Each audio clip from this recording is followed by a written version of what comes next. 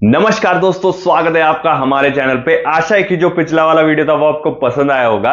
तो आज हम डिकोड करेंगे कि क्यों हमारे देश के प्राइम मिनिस्टर मोदी जी ने यूक्रेन को विजिट किया। तो दोस्तों, वीडियो की शुरुआत करने से पहले अगर आपने अब तक हमारे चैनल को सब्सक्राइब नहीं किया तो जल्दी से हमारे चैनल को सब्सक्राइब कीजिएगा, क्योंकि हम ऐसे इंफॉर्मेटिव वीडियो जो है हर हफ्ते लाते रहते हैं।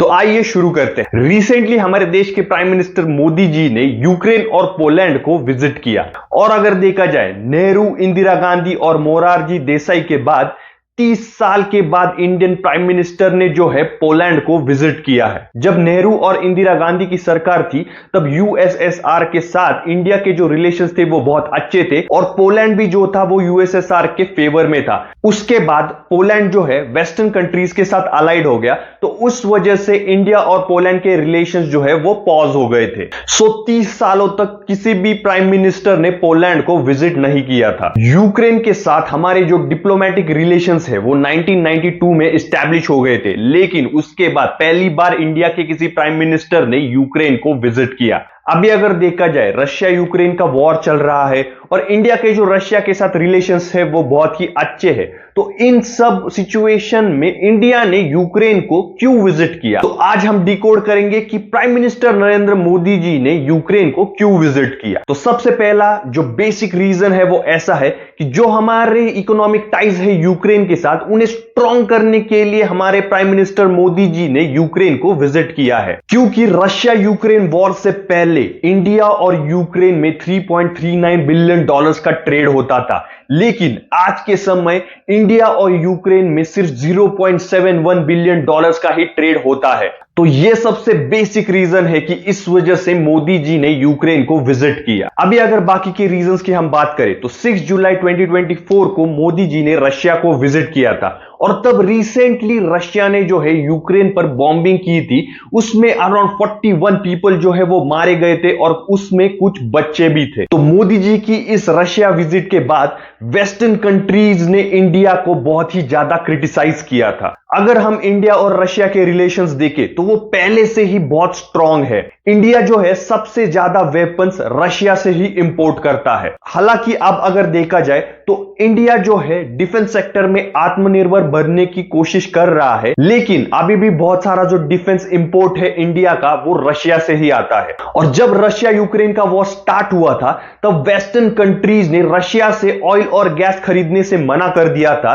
तब इंडिया ने कम दाम में रशिया से ऑयल खरीदा था, और उस वक्त इंडिया जो है सबसे ज्यादा ऑयल जो है वो रशिया से खरीद रहा था। तो इस वजह से रशिया के साथ अच्छे रिलेशंस होने के कारण मोदी जी ने जुलाई में रशिया को विजिट किया था। लेकिन अभी के लिए अगर देखा जाए तो इंडिया को वेस्टर्न कंट्रीज के साथ भी अपने रिलेशंस अच्छी तरीके से मेंटेन रखना बहुत ही जरूरी है। अगर देखा जाए तो इंडिया ने बहुत सारे यूरोपियन कंट्रीज के साथ ट्रेड एग्रीमेंट्स किए हुए हैं, और इंडिया जो है ट्राई कर रहा है यूरोपियन कंट्रीज के साथ अपने रिलेशंस बिल्ड करने के लिए, ताकि इंडिया का इकोनॉमिक डेवलपमेंट हो पाए और वेस्टर्न और यूरोपियन कंट्रीज के साथ इंडिया के जो ट्रेड है वो बेहतर हो पाए। इंडिया ने ट्रेड और इन्वेस्टमेंट डील साइन किए हैं यूरोपियन फ्री ट्रेड एसोसिएशन के साथ। इस ऑर्गेनाइजेशन में आइसलैंड, लाइechtenstein, नॉर्वे और स्विट्जरलैंड जैसे देश मौजूद है। इस डील की वजह से इंडिया में अगले 15 सालों में $100 बिलियन का इन्वेस्टमेंट आने वाला है, और ये जो ऑर्गेनाइजेशन है अराउंड 13 मिलियन पॉपुलेशन को होल्ड करता है।